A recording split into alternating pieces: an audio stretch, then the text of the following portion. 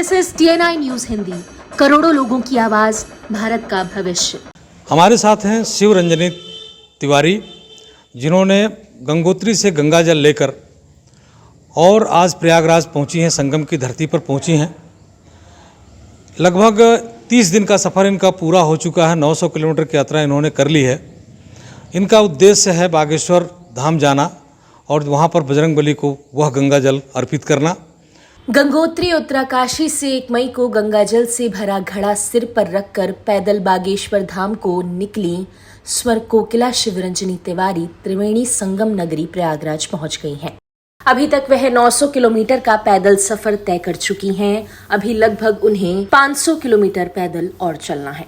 जब शिवरंजनी तिवारी गंगा, यमुना, सरस्वती, त्रिवेणी संगम पर पहुंची तो सनातन धर्म प्रेमियों ने उनका प्रयागराज पहुंचने पर भव्य स्वागत किया।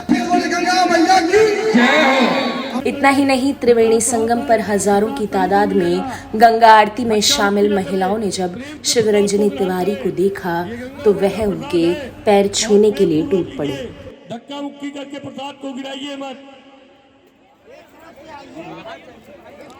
मंच से भीड़ खाली करिए। और यह उद्देश्य कब पूरा होगा और इस उद्देश्य के पीछे का रहस्य क्या है? पंडित धीरेन्द्र शास्त्री एक बहुत बड़े कथावाचक हैं। उनके पास तमाम प्रकार के लोग बताते हैं कि सिद्धियां भी हैं, जो भविष्य को बताते हैं, लोगों के बारे में जानकारी रखते हैं। मैं इनसे जानना चाहता हूं कि धीरेन्द्र शास्त्री के बारे में आप कब से उनको जानती हैं और इस जो पैदल यात्रा है, कलश लेकर के आप चल रही हैं, उसके पीछे का रहस्य क्या है? जी, एक प्रश्न और सबके मन में चल रहा है। जब से आपने उत्तरकाशी से जल लिया है और बागेश्वर धाम जाने की बात आई है, तो ये लोग चर्चा जरूर कर रहे हैं कि ऐसा तो क्या है कि कहीं शास्त्री जी से और आपसे कोई वैवाहिक संबंध का कोई प्रयोजन है या उसकी तपस्या का कोई कारण है कि तपस्या करके पहुँचेंगे आप और बजरंगबली को जल चढ़ाएंगे, फिर वहाँ आपके कोई वैवाहिक रिश्ते की बात आएगी। देखिए, ऐसा है, जब से मैंने गंगोत्री से ही गंगा कलश उठाया है, धारण किया है, तब से हर न्यूज़ चैनल पे मुझे यही सवाल पूछा जा रहा है कि जैसे मुझे माता सती का उदाहरण दिया जा रहा है। जैसे माता सती ने शिव जी को मनचाहे वर के रूप में पाने के लिए तपस्या की थी, तो मैंने भी वही तपस्या की है। कई लोगों ने तो भाई ये तक ट्रोल कर दिया कि गंगा कलश के साथ साथ में मेरे पास में फूलों की माला भी है, मैं जो जाके पूज्य महाराज श्री को पहनाने वाली हूँ। तो देखिए, मैं उन सभी लोगों को कहना चाहूँगी, सभी दर्शकों को, कि इसकी जो भी सच्चाई है, आप सभी लोग 16 जून तक का इंतज़ार कीजिए। 16 जून को हमें परम पूज्य महाराज श्री के दर्शन प्राप्त होंगे। उन्हीं के, अब देखिए, महाराज श्री तो प्राणनाथ है, करुणा निधान है, सबके मन की बात जान लेते हैं, आफ्टर ऑल अंतर्यामी है। तो मेरे मन में भी जो भी मैंने सोच के संकल्प लिया होगा वो तो उनको पता ही चल गया होगा ना, तो ये वही बताएंगे तो ज़्यादा अच्छा लगेगा, मुझे लगता है। तो आप सभी लोग 16 जून तक का वेट कर लीजिए, वहीं से मैं लाइव आऊँगी बागेश्वर धाम से। आपको इस जो प्रश्न का जो ये मेन मुद्दा चला है मेरी गंगा कलश यात्रा को लेकर, इसका आपको जवाब वहीं से मिलेगा। सारे गा प ध नी ध प ग रे ग म ग रे ग ग, सारे गा प ग रे सा ग रे सा नी, प नि रे म प ध प म ध प ग रे म ग रे सा रे नी प ग रे सा। है आँख वो, है आँख वो जो शाम का दर्शन किया करे, है शीश जो प्रभु चरण में वंदन किया करे। बेकार वो मुख है जो रहे व्यर्थ बातों में, मुख वो है जो हरि नाम का सुमिरन किया करे। हीरे मोती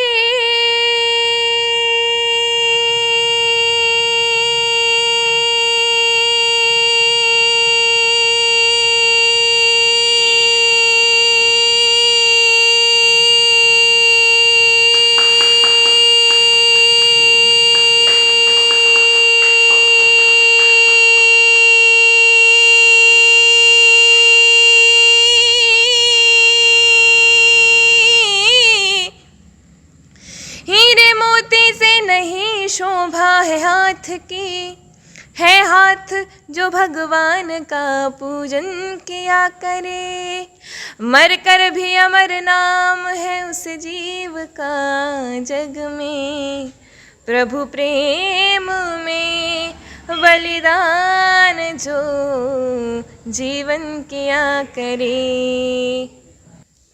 जय श्री राधे, जय श्री राम। मैं हूँ हिंदुस्तान की सुर कोकिला शिवरंजनी तिवारी, यूट्यूब सेलिब्रिटी। मेरे भारत का बच्चा बच्चा जय श्री राम बोलेगा, राधा ने मारी मिस कॉल, कान्हा बोले हलो हलो, कभी तो मेरे घर आना मोरी शारदा भवानी, तमाम सभी भजनों के हिट सिंगर। जैसे कि आप सभी लोग जान ही चुके हैं, मैं आज यहाँ पे प्रयागराज आ चुकी हूँ। हम लोगों ने अपनी यात्रा गंगोत्री धाम से शुरू करी थी और हमारा जो संकल्प है, इस यात्रा का जो उद्देश्य है वो है नारी सशक्तिकरण और नारी जागरूकता। मैं सबको बताना चाहती हूँ कि आज के समय में नारियाँ कुछ भी काम में पीछे नहीं हैं, वो सब कुछ कर सकती हैं।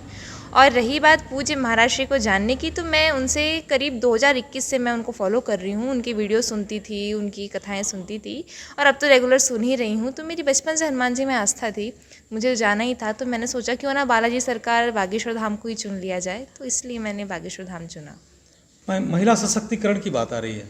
भारत में महिला सशक्तिकरण का एक जीता जागता उदाहरण रहा प्रधानमंत्री रही स्वर्गीय इंदिरा गांधी जी, फिर अभी वर्तमान में हमारी राष्ट्रपति भी महिला हैं।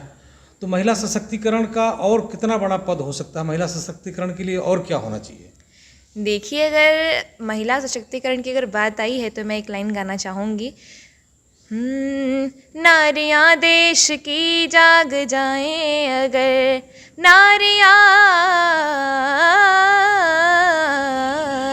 नारियाँ देश की जाग जाएं अगर, युग स्वयं ही बदलता चला जाएगा।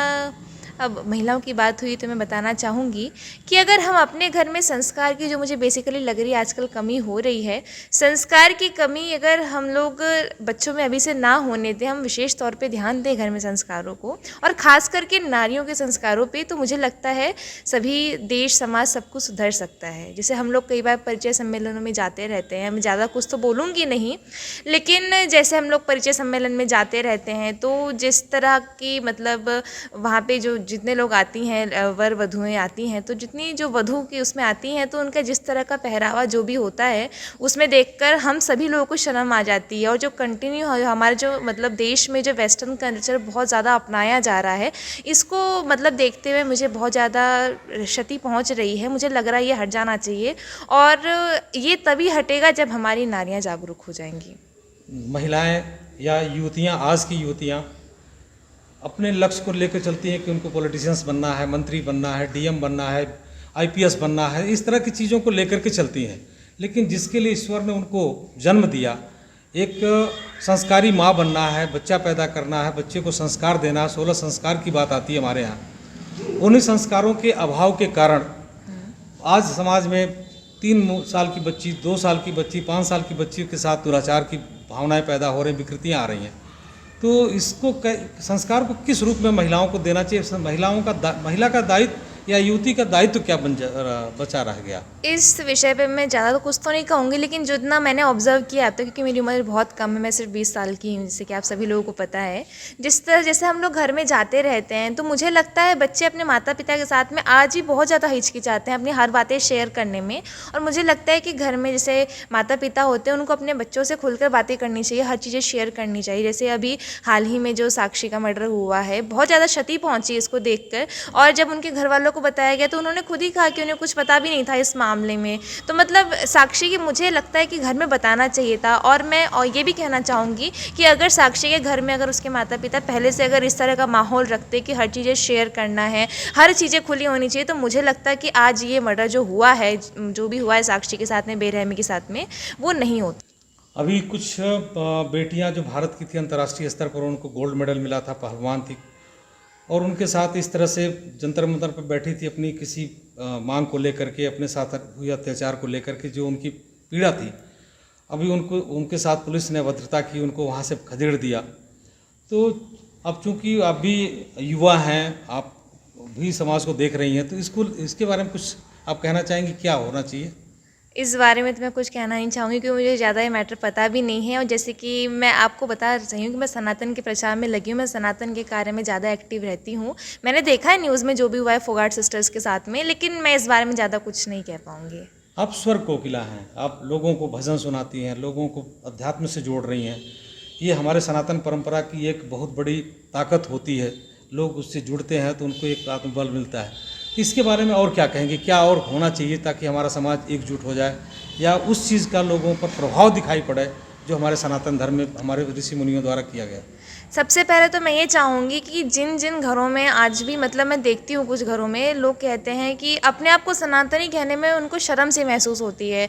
अगर छोटे छोटे बच्चों को देखा जाए तो उनको हनुमान चालीसा नहीं आता और भगवान किसी भी भगवान की आरती नहीं आती।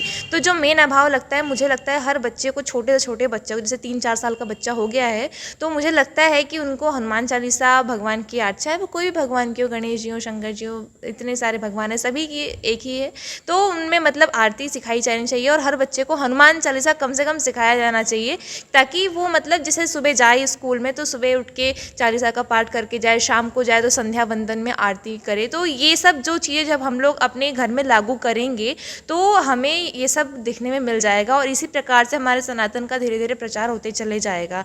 आजकल के पेरेंट्स को मैं कहना चाहूँगी कि वो खुद ही कहते हैं कि हम भगवान में विश्वास नहीं रखते और भगवान नहीं है, हम नास्तिक हैं, मतलब किसने देखा है।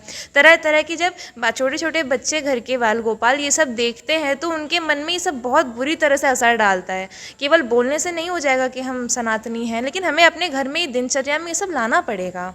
आप चूँकि एक डॉक्टर बनने जा रही हैं, आप डॉक्टरेट कर रही हैं, तो वह जो प्रोफेशन होता है वो समाज का सेवा का ही काम करता है। डॉक्टर को भगवान का दर्जा दिया गया है, तो आप उस क्षेत्र में जाकर के किस तरह की सेवा देने की इच्छा रखती हैं, क्या करने की उसमें लालसा है और उसमें क्या परिवर्तन किया जा सकता है जो आज नहीं है?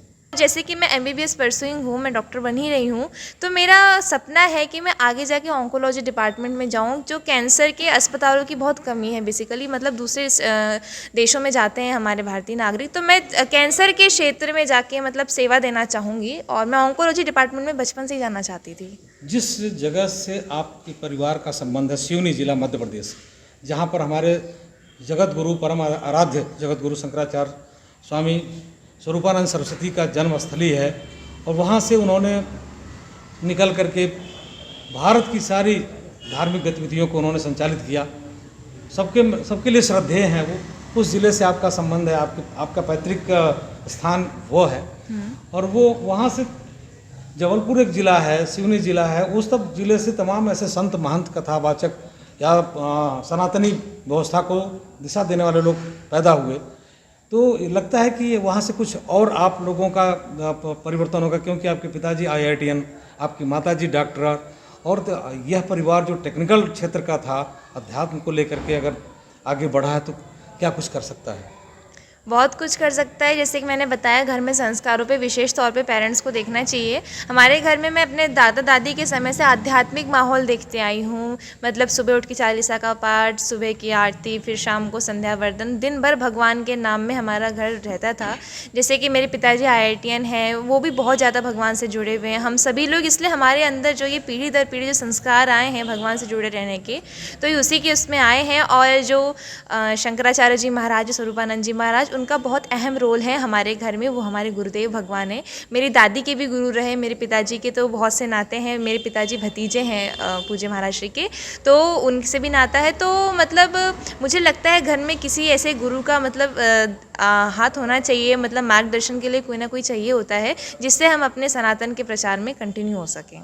जी, इस सफ़र में कितना आप अपने आप को स्थापित करने के लिए कितना संघर्ष कर रहे हैं? क्या लगता है कितना संघर्ष अभी बाकी है? कि कैसे सर्वाइव कैसे किया जा सकता है? कठिन परीक्षा है। MBBS की पढ़ाई भी कठिन है, सनातन व्यवस्था को चलाना, उसको मार्गदर्शन देना, ये भी बहुत कठिन काम है। तो इसको आप युवाओं के लिए कैसे कहेंगे कि कैसे कर पाएंगे या कैसे करना चाहिए?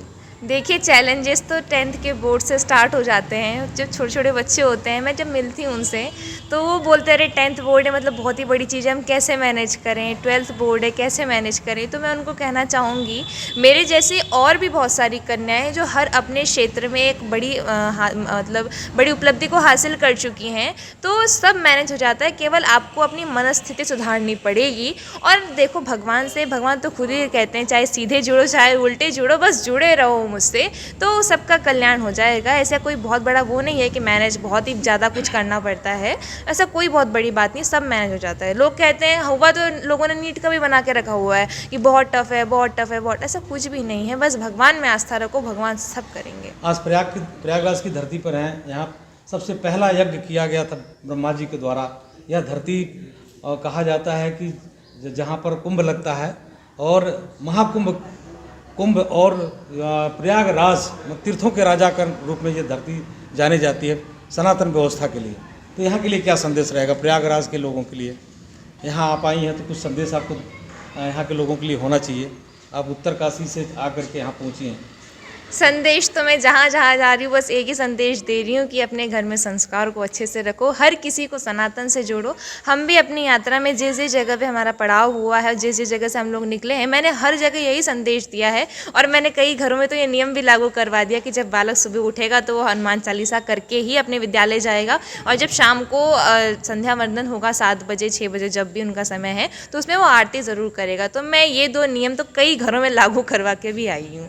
मैं यहाँ के लिए भी यही संदेश दूंगी कि भगवान अपने बच्चों को संस्कार दो और भगवान से जोड़ो। कुछ स्वर में कुछ बोल दीजिए। बिल्कुल, मैं अपने जो दोनों 2-3 मेरे हिट भजन हैं, आप सभी लोग जानते हैं, मिलियन व्यूज़ हैं उनकी, 2 लाइनें सुना देती हूँ। शारदा भवानी मोरी शारदा भवानी, कभी तो मेरे घर आना मोरी शारदा भवानी, कभी तो मेरे घर आना मोरी शारदा भवानी। राधा ने मारी मिस कॉल की, कान्हा बोले हेलो हेलो, राधा बोली क्या करते हो, बंशी बजाना मेरा काम, की कान्हा बोले हेलो हेलो। रामदूत हनुमान का नारा जय श्री राम, रामदूत हनुमान का नारा सारे जग में गूंजेगा, मेरे भारत के घर घर का बच्चा जय जय श्री राम बोलेगा, मेरे भारत का बच्चा बच्चा जय जय श्री राम बोलेगा। सारे गा पधानी धा पगरेगा मगरेगा गा, सारे गा पगरे सागरे सानी, पनी रे मा पा धा पा मा धा पा गरे मा गरे सारे नी पगरे सा। है आँख वो,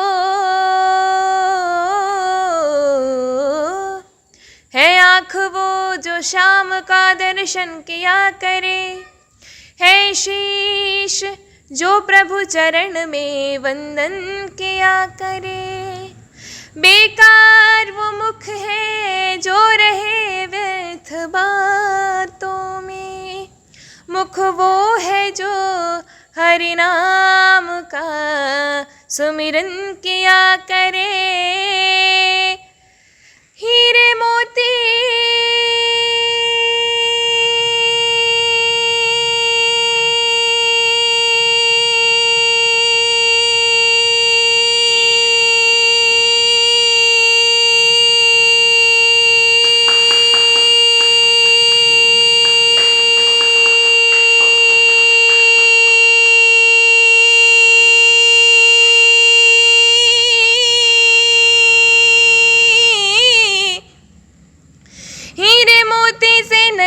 शोभा है हाथ की, है हाथ जो भगवान का पूजन किया करे, मर कर भी अमर नाम है उस जीव का जग में, प्रभु प्रेम में बलिदान जो जीवन किया करे।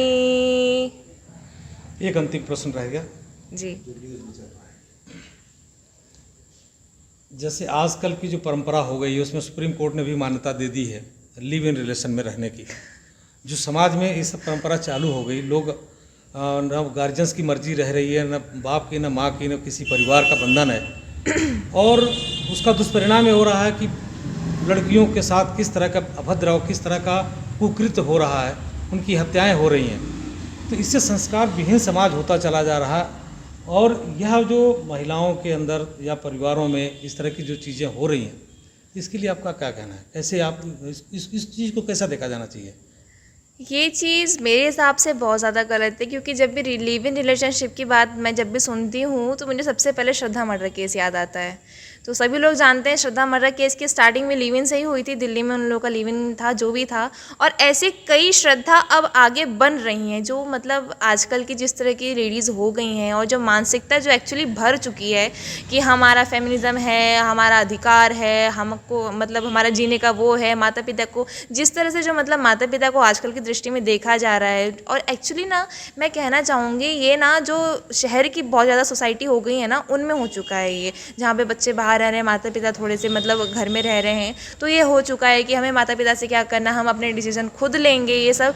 तो मैं यही कहूँगी इन सब रिलेशनशिप में आगे जाके रोना ही रोना है। श्रद्धा जैसे कई बन चुकी हैं और आगे बनेंगी भी, तो ये बिल्कुल बैन हो जाना चाहिए। मतलब इसमें क्या हो रहा है, आखिरकार ज़िंदगी जा ही रही है ना, तो ये बैन हो जाना चाहिए, बिल्कुल सही नहीं है ये।